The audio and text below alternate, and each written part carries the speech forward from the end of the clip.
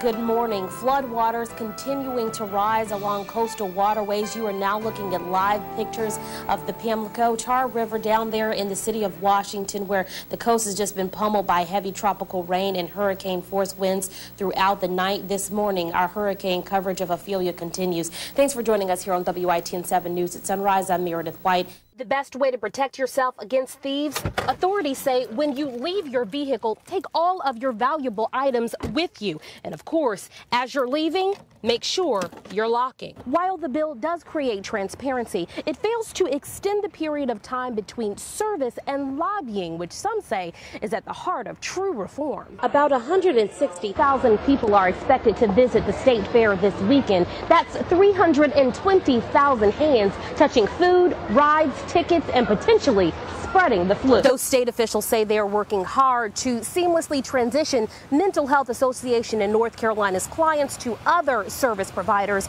Some of those service providers say that the state is partially to blame for that nonprofit's financial problem. Thousands of people are expected to converge right here in downtown Raleigh at the Bicentennial Mall. That's where we are this morning. Wildlife officers say offenses on the waterways can be met with warnings, citations, and even arrests.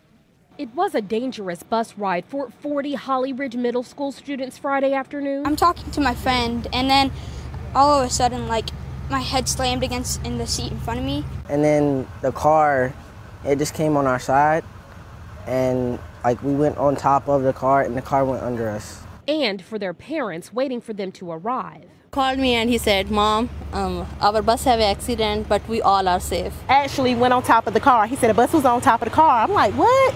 What police say happened was the driver of a beige Buick drifted into northbound traffic on North Main Street near the intersection of Crittenden Lane, sideswiped this blue sedan, and careened head-on into bus 547. And then I turn around, there's a huge dent in the hood. Students we talked to say after the collision, all 40 students on board began to panic, but that's when the bus driver swung into action and told them all to get out. But she's like, oh my gosh, oh my gosh. He's like, everybody get out, because the other car was starting sizzling because there was oil coming out of it. A frightening lesson in roadway hazards for everyone involved. I know school was out, but did you guys learn anything from this today? Yes. Stand up. Not to stand up. Always listen to the bus driver when it's an emergency.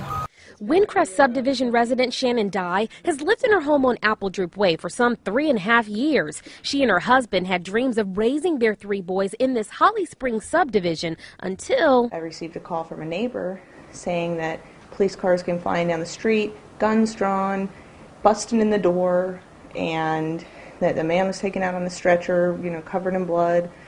And their kids were all witnessing this. Since this group home opened right across the street from her house, she and her husband say they are now considering moving. Patients being brought in, and they were being patted down, and some were actually being brought here in handcuffs by the police and released into the house.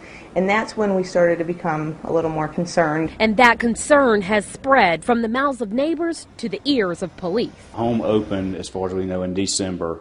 And since that time, we have responded to 17 calls for service. In response to community outcry, town officials and the chief of police reached out to the Department of Health and Human Services, who late Monday suspended the facility's license. There was many things the facility didn't do correctly when they admitted some of these clients. They weren't properly assessing the clients to see what their needs were. They weren't providing proper supervision for the clients. The suspension indicates the facility may in fact present imminent danger to the health, safety, and welfare of the clients, which makes Dye and residents like her question whether or not their own safety is being protected. I'll tell you, I have used my home alarm system more in the past 6 weeks than I have in the entire 3.5 years I've lived here. That's right. In the 911 calls, you can hear the terror of shoppers and employees inside of the Beaver Creek Commons Super Target when police say that a gunman entered the store, shot his ex-girlfriend, and then turned the gun on himself. It all happened around 11:30 Sunday morning when police say 67-year-old transient Mervyn Mims walked into the store, shot 59-year-old Guadalupe Rosas of Apex and then shot and killed himself. Here now are some of the calls for help from inside the store when the gunfire erupted. Police say there were some injuries to people other than the shooter and the victim as people were trying to flee the store. They were hurt leaving the facility. The victim, Guadalupe Rosas, had been working at the Target store for nearly 2 years as a cashier. Police say that she and the shooter, Mervyn Mims, were in a relationship that ended back in 2005.